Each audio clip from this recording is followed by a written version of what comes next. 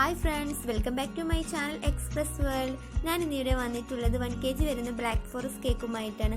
അതിനു മുമ്പ് എൻ്റെ ചാനൽ സബ്സ്ക്രൈബ് ചെയ്യാത്തവരാണെങ്കിൽ സബ്സ്ക്രൈബ് ചെയ്യുക. തൊട്ടടുത്ത് കാണുന്ന കുഞ്ഞു ബെൽ ബട്ടൺ ഒന്ന് പ്രസ് ചെയ്യുക. ആദ്യം ഡ്രൈ ഇൻഗ്രീഡിയൻസ് ആണ് ഞാൻ ഇവിടെ അരച്ചെടുക്കാൻ പോകുന്നത്.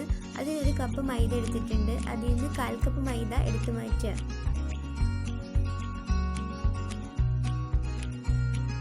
എടുത്തു വെച്ച മൈദ ഞാൻ ഒരു അരിപ്പയിലോട്ട് ഇട്ട് കൊടുക്കുകയാണ്.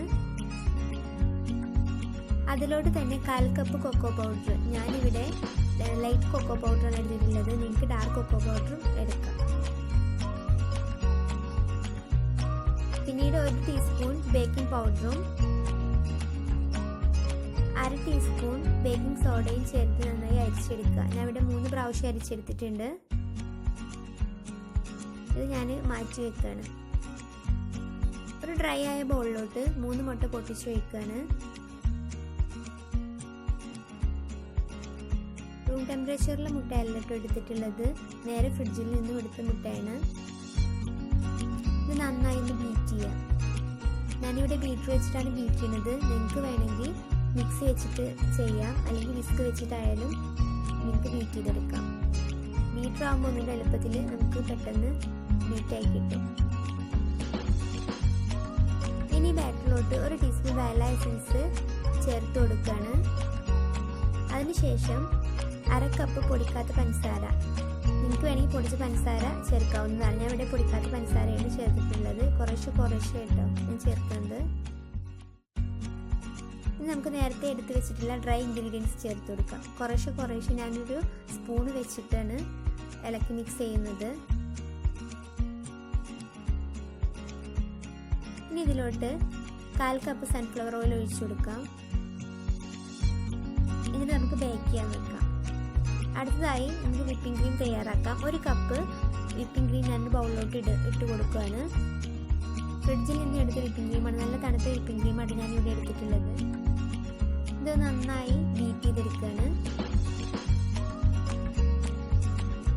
നിങ്ങൾക്ക് ബീറ്റർ ഇല്ലെങ്കിൽ മിക്സി വെച്ചിട്ട് വിപ്പിംഗ് ക്രീം പെട്ടെന്ന് തയ്യാറാക്കി എടുക്കാവുന്നതാണ്. ഇപ്പം നന്നായി സ്റ്റിഫായി കിട്ടിയിട്ടുണ്ട്. ഞാൻ കുറച്ച് വിപ്പിംഗ് ക്രീം മാറ്റി വെച്ചിട്ടുണ്ട്. അതിൽ നിന്ന് ചോക്ലേറ്റ് ഗനാഷ് ചേർത്തങ്ങാണ്ട് ഒന്ന് കറക്റ്റാക്കി കൊടുത്തിട്ടുണ്ട്. ഇപ്പോൾ നമ്മുടെ കേക്ക് ബേക്കായി കഴിഞ്ഞിട്ടുണ്ട്. നല്ല സോഫ്റ്റായി കിട്ടിയിട്ടുണ്ട് കേട്ടോ. ഇനി ഇതൊന്ന് കട്ട് ചെയ്യാണ്. നൂല് ഉപയോഗിച്ചാണ് ഞാനിവിടെ സ്റ്റിച്ചിങ് നൂല് ഉപയോഗിച്ചാണ് കട്ട് ചെയ്യുന്നത്. ഇപ്പോൾ 3 ലെയറായി എടുത്തിട്ടുണ്ട്. ഇതിലോട്ട് പഞ്ചസാര ലൈൻ ഒഴിച്ചു കൊടുക്കാം. അതിനുശേഷം നമ്മുടെ വിപ്പിംഗ് ക്രീം ഇട്ട് കൊടുക്കാം.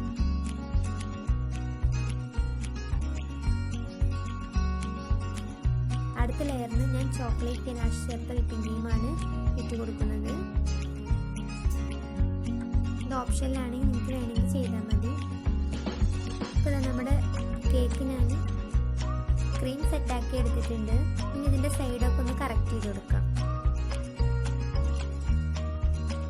ക്രീം ഒന്ന് ഫ്രിഡ്ജിലോട്ട് വെച്ചിട്ട് ഒരു 15 മിനിറ്റ് കഴിഞ്ഞിട്ട് എടുത്തിട്ടാണ് ഞാൻ ഫ്ലവർ വരച്ചു കൊടുക്കുന്നത്. ഇപ്പോൾ ഞാൻ 15 മിനിറ്റ് കഴിഞ്ഞ് എടുത്തിട്ടുണ്ട്. ഫ്ലവർ വരച്ചു കൊടുക്കുകയാണ്. ഡെക്കറേഷന് വേണ്ടി മാത്രം കേട്ടോ. ഇതിന് ചുറ്റും ഞാൻ കുറച്ച് ഗനാഷ് ഒഴിച്ചു കൊടുത്തിട്ടുണ്ട്. ഭംഗിക്ക് വേണ്ടി മാത്രമാണ് ഞാൻ ഗനാഷ് ഒഴിച്ചു കൊടുത്ത് ചെയ്തത്. ഇനി ഇതിൻ്റെ മുകളിലൂടെ നേരത്തെ ഗ്രേറ്റ് ചെയ്തിട്ടുള്ള ഡാർക്ക് ചോക്ലേറ്റ് ഇട്ട് കൊടുക്കുകയാണ്.